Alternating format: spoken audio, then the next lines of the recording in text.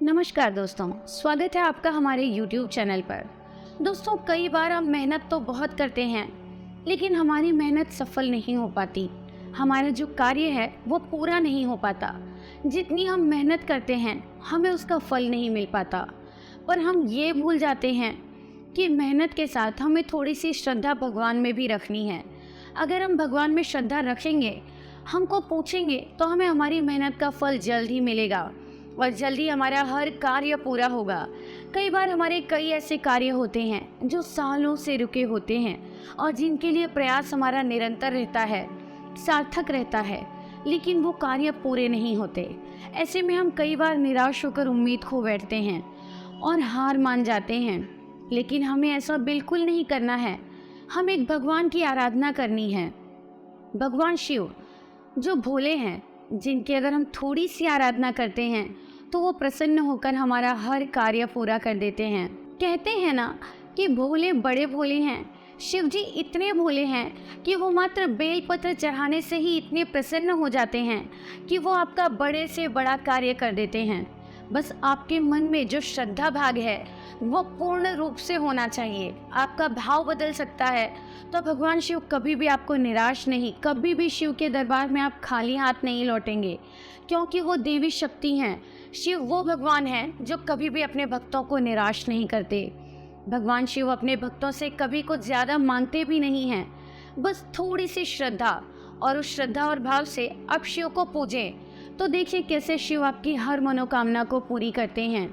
आपके रुके हुए कार्य जो सालों से रुके हैं वो चंद मिनटों में सब पूरा कर देंगे।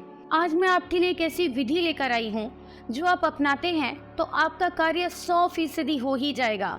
ना होने की कोई संभावना नहीं है अगर आप सही तरीके से करते हैं। और करना कुछ नहीं है, बस आपको श्रद्धा भाव से शिव को पूजना है। कैसे?